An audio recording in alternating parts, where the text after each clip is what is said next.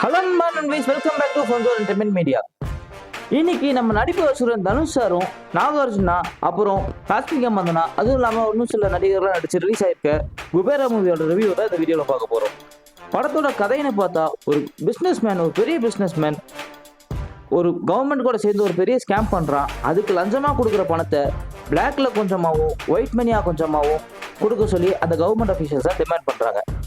அதுக்காக அந்த business man ஒரு ஜெயில் அக்யூஸ்டான ஒரு சிபிஐ ஆஃபீஸரை அவரோட ஃபேமிலியை வச்சு பிளாக்மெயில் பண்ணி அவர் அந்த வேலையை பார்க்க சொல்கிறாங்க. ஃபர்ஸ்ட் அந்த சிபிஐ ஆஃபீஸரும் அதை ஒத்துக்காம தான் இருக்கார். பட் ஒரு கட்டத்துக்கு மேலே அவர் ஒத்துக்கிட்டு அந்த பிஸ்னஸ் மேன் கூட சேர்ந்து ஒரு பிளான் பண்ணுறாங்க. அப்போ பிளான் பண்ணும்போது அந்த பிஸ்னஸ் மேனுக்கு பினாமி தேவைப்படுது. அந்த பினாமியாக ஒரு 4 பிச்சைக்காரங்களையும் ரெடி பண்ணுறாங்க. அந்த 4 பிச்சைக்காரங்களை வச்சு பிளாக் மணியை ஒயிட் மணியாக மாற்றுறக்கும் ஆரம்பிக்கிறாங்க. அப்படி ஒவ்வொரு வாட்டியும் அந்த பிளாக் மணியை ஒயிட் மணியாக மாற்றும் போது ஒவ்வொரு பிச்சைக்காரனாக கொண்டுட்டு வராங்க. ஸோ இதை தெரிஞ்ச ஒரு பிச்சைக்காரன் அதுலேருந்து தப்பிக்கிறதுக்கு ட்ரை பண்ணுறான். அதுக்கப்புறம் நடக்கிற ஒரு கேட் அண்ட் மவுஸ் ரேஸும் நடுவில் ஒரு பொண்ணு வந்து அந்த பிச்சைக்காரனுக்கு கூட சேர்ந்து அவளாம் என்ன பண்ணுறாங்க அப்படின்றது தான் இந்த குபேரா. அது மட்டும் இல்லாமல் படத்தோட கடைசியில் சொல்கிற அந்த ஒரு மெசேஜ் தான் இந்த குபேரா. ஸோ படம் எனக்கு வந்து ஒரு ஒன் டைம் வாட்சபிளாக தான் இருந்துச்சு. படத்தோட பாசிட்டிவ்னு பார்த்தா அது நம்ம நடிப்பு அசுரன் தனுஷ் சார் மட்டும்தான். அவரை விட்டு அந்த படத்தில் பாசிட்டிவ்னு சொல்கிறதுக்கு எனக்கு எதுவுமே தோணலை.